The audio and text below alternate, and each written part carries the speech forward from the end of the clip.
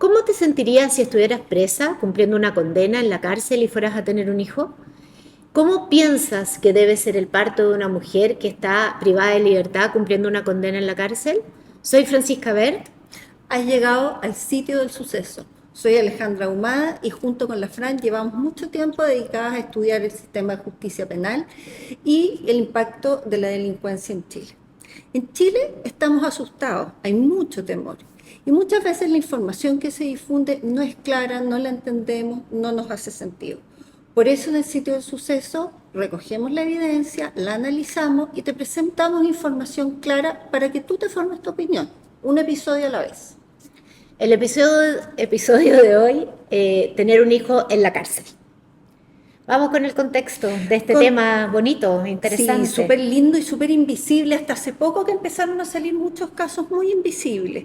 Te cuento, Frank, que en Chile hoy día hay alrededor de 3.300 mujeres presas, privadas de libertad. Primer dato importante, un 49% de ellas está con una condena, que la priva de la libertad, y más de la mitad, un 51%, está en prisión preventiva. Lo que quiere decir que están esperando un juicio. Eso ya es una cosa que nos llama la atención respecto a la población masculina. Y un segundo dato importante es que en el sistema penitenciario en general, las mujeres en Chile representan un 7%, alrededor de eso. Aproximadamente. A lo largo del tiempo ha variado, ha sido alrededor del 5, del 6, del 8, pero nunca ha pasado del 10. Y una cosa curiosa es que si tú miras distintos países con distintos fenómenos criminales, con distintos comportamientos sociales y sistemas penitenciarios, la población femenina nunca sobrepasa el 10%. Por lo tanto, podríamos aventurar que el delito no es un fenómeno femenino, está más bien relacionado con los hombres. Exactamente. Bueno, eso yo creo que ya hay evidencia suficiente alrededor del mundo, como lo mencionaba, de que las mujeres cometen menos delitos que los hombres en general. Y al preguntarnos qué delitos cometen las mujeres o por qué están presas las mujeres, yo diría que hay dos grandes universos. Un universo, el universo del robo, en generalmente los delitos contra la propiedad, lo que se conocen como las mecheras, delitos menores, no de gran gravedad y ni que involucren mucha violencia, aunque obviamente hay casos, y el otro gran mundo y que yo creo que es importante tenerlo en cuenta es todos los delitos contra ley de drogas, delitos relacionados con la ley de drogas o la conocida ley 20.000. Y ahí vale la pena hacer un zoom, ¿verdad? En estos delitos. Cuando hablamos de los delitos que cometen las mujeres en relación a las drogas, sus roles dentro de la jerarquía criminal son muy menores. En general son burreras, son venta al menudeo, microtráfico, porque tiene mucho que ver en el fondo con el rol femenino que se cumple entre las bandas, no todas son Griselda de Netflix, Claro. digamos, muy pocas llegan a hacerlo de hecho, tiene una cosa muy de subsistencia, son trabajos o delitos, digamos, que se cometen, que les permiten tener un sustento y muchas veces ni siquiera saliendo de su casa, digamos. Oye, Fran, y eso las hace más vulnerables a ser detenidas, ¿verdad? Las hace más vulnerables, están Porque más expuestas, sobre todo a nivel de la frontera. son muy intercambiables para las Y bandas por son lo mismo. exactamente eso iba a comentar. En la estructura criminal, sobre todo en la criminalidad más compleja, la criminalidad organizada, duele decirlo así, ¿verdad? Pero estos roles que cumplen muchas veces las mujeres son fungibles, digamos, las reemplazan y las abandonan y las dejan solas Y en la cárcel. quizá sería bueno que comentáramos que todo el universo de mujeres que comete delitos de droga son la inmensa mayoría dentro de las que están presas, porque La inmensa está un mayoría. universo relacionado a los robos y todo, pero son con distancias minoritarias a la ley de drogas, Por digamos, o sea, supuesto, como el 60 y tanto % está por droga. a diferencia de lo que es la criminalidad masculina, que tiene un fuerte vínculo en general con la violencia y se ve en el fondo Claro. mucho más violencia. Entonces, hoy en día podríamos decir que las mujeres cometen menos delitos, menos violentos, muy relacionados a la ley de droga, y ahí viene un poco llevándonos ya al tema del capítulo, que es la maternidad, ¿verdad? Y todo lo que implica respecto de las mujeres que son madres y que van a ser madres estando presas. Claro, porque es súper importante entender que, primero que nada, la evidencia que hay hoy día en Chile, que hemos ido avanzando en eso, nos dice que, primero que nada, las mujeres que están presas están marcadas por historias de abandono y violencia súper temprana, ¿ya? Muchas de ellas, la inmensa mayoría, al momento de ser privadas de libertad, dejaron hijos afuera, con los La inmensa mayoría. abuelos, con los abuelos, con redes de vecinos, en fin, pero y que a veces son redes bastante vulnerables, digamos, no son redes estables, no, no tienen así como Claro, no, un no es que los niños estén carácter, bien cuidados, digamos, no mientras la mamá está presa. necesariamente, o sea, es una cuestión que se maneja en forma improvisada, se entiende Ujú. naturalmente.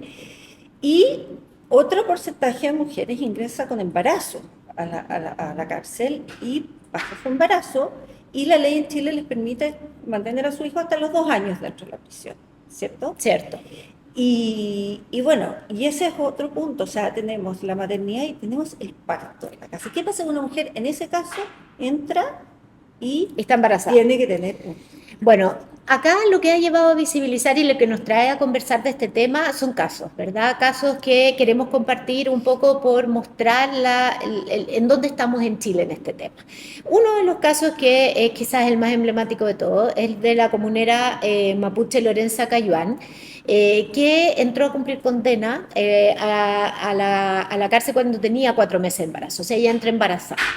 Por supuesto, hacia el final, en el fondo de su embarazo, empieza con síntomas de parto, con molestia, qué sé yo, y ahí es donde todo empieza a salir mal, ¿verdad? Porque toman a Lorenza, la llevan, la trasladan a un hospital, después la llevan a Concepción, después termina en otro, finalmente termina en el sanatorio alemán, creo, dando a luz una cesárea después de haber no sé cuántas horas que estuvo la pobre para allá, para acá, y además en el fondo siempre engrillada, o sea, siempre esposada de pies y manos, con un gendarme que la acompañó en todo momento, incluso en el minuto que le hicieron la cesárea, y en total se calcula que recorrió con dolores de parto más de 70 kilómetros, ¿ya?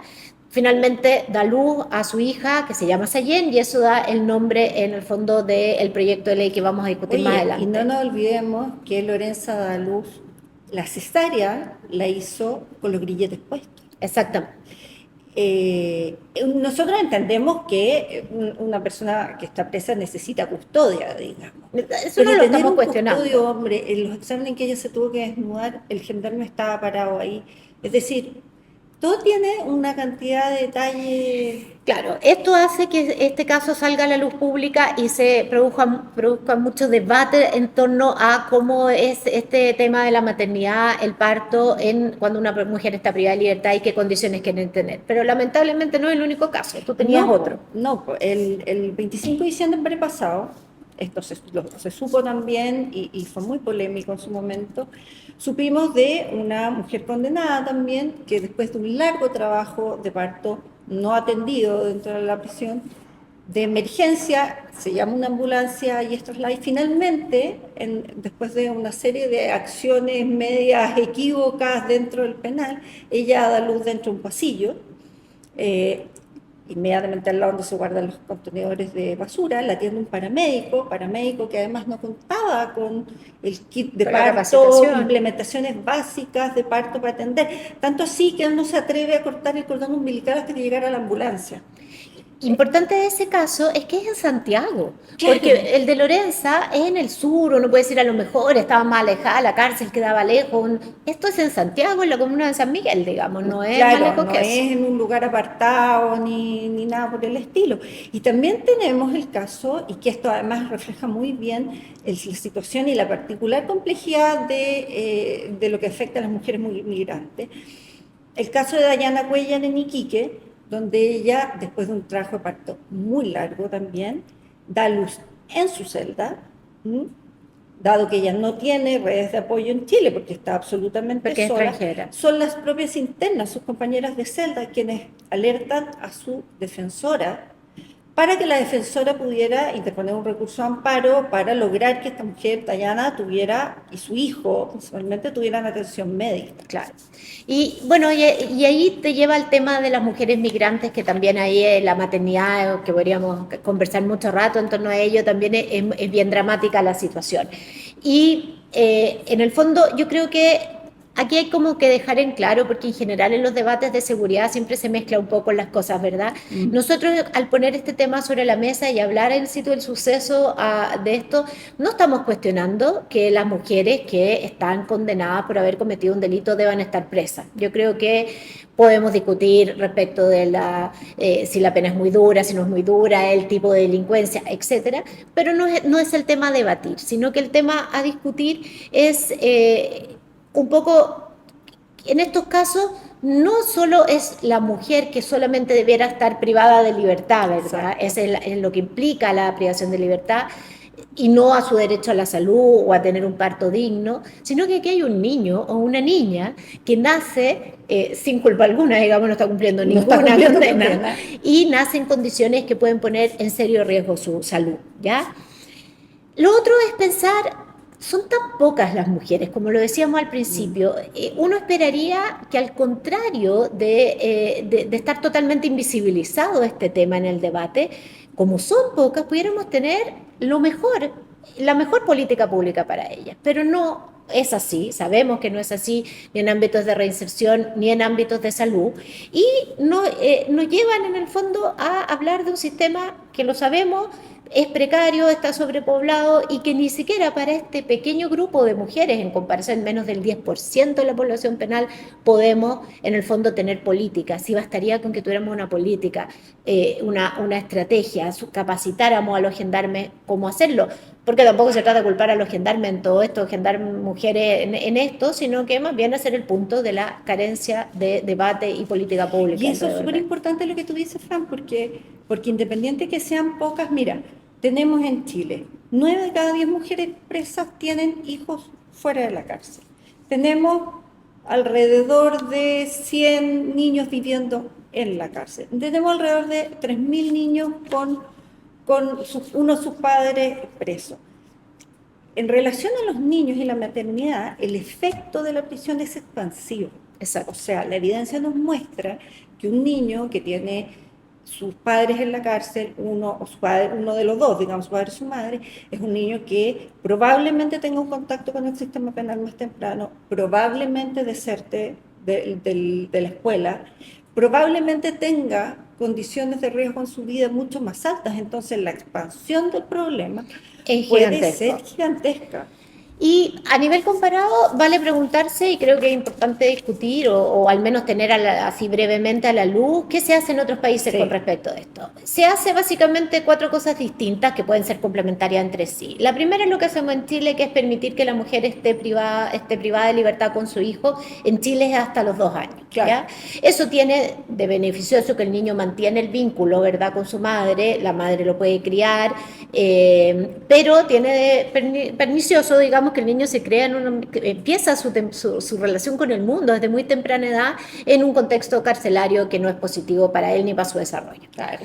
La segunda alternativa es subvencionar, dar un monto de recursos a la familia extendida o quien la madre defina para que cuide al niño afuera. Eso también funciona en Chile con algunos problemas de cobertura y rompiendo el vínculo materno. La otra alternativa, que a mí me parece que no es nada de conveniente, digamos, en mi opinión, que es esto de suspender la pena mientras que el niño tenga 2 años, 3 años, lo que se defina. Y que la madre pueda estar en estos primeros años de apego y cercanía con su hijo. Pero eso lo encuentro como que estudiar en el fondo el problema para después, porque finalmente el vínculo se va a cortar igual y puede ser igualmente súper dramático para ese niño y por supuesto para la madre. Y la tercera opción, que yo creo que es la más vanguardista y a lo mejor la que a mí me parece se podría intentar, es más bien reemplazar la condena de la madre privativa de libertad por una condena que no sea privativa de libertad, pero sí con una fuerte vigilancia estatal. Acá, lamentablemente en Chile, siempre pensamos que la persona está presa o nada.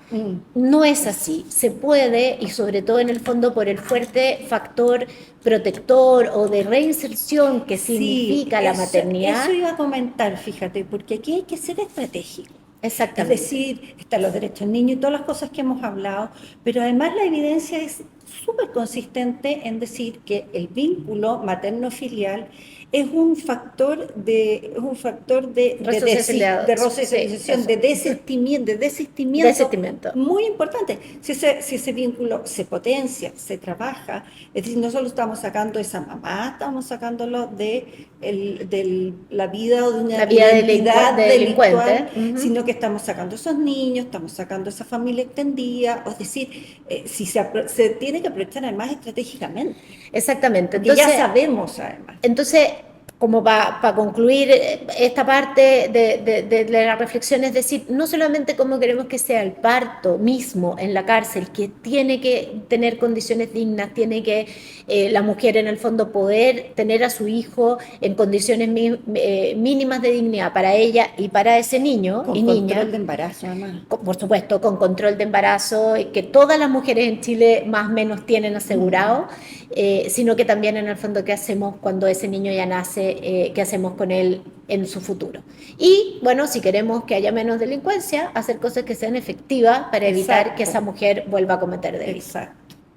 Oye, y finalmente comentar que sigue en tramitación desde el 2017 la famosa ley Sallent, cuyo origen, digamos, el caso que tú comentaste, de Lorenzo y Sallent, que permite precisamente esto, que busca que las mujeres que tengan hijos recién nacidos hasta los 2 años puedan cumplir sus sentencias en libertad vigilar desde en prisión con un fuerte programa de control y resocialización, de manera que no tengan que pasar estos niños los primeros 2 años al interior de la cárcel y aprovechar esto. Ahora, en un momento fue súper urgente la ley Sallent, Como 5 años, como todo, llevamos 5 años, pero tenemos que tener fe que esto va a salir luego y que se va a aprovechar como una herramienta estratégica. Por supuesto, porque en el fondo, y eso aquí ya para cerrar en el fondo, es lo que se busca. No es impunidad, no es que las mujeres no cumplan su condena, sino que las puedan cumplir en otras condiciones, bajo la supervisión del Estado y favorecerla a ella, al hijo y finalmente a todos nosotros. A toda la sociedad. A todos nosotros.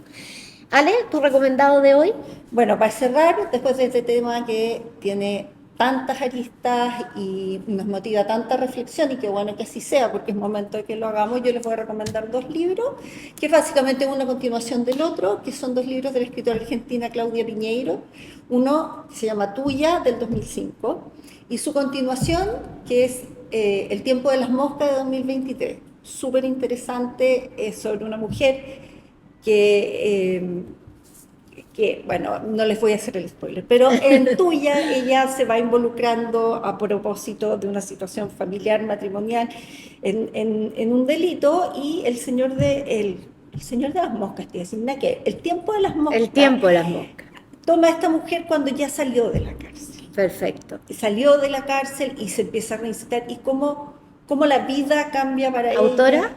Claudia Piñeiro. Claudia Piñeiro. Claudia Piñeiro, escritora y guionista. No los he leído, así que se anotan. Y mi recomendado es que sigan a Redacción Carcelaria en Instagram, en sus redes sociales. Redacción Carcelaria ha hecho precisamente lo que tratamos de hacer hoy día en Sitio del Suceso, que es visibilizar el tema de la mujer privada de libertad. Tienen campaña de donación de kits básicos de limpieza, de higiene para las mujeres, así que ese es mi recomendado de hoy. Y los invitamos a seguirnos en redes sociales y a nuestro próximo episodio, que seguro va a estar tan interesante con un tema tan bueno como estuvo hoy en Sitio del Suceso.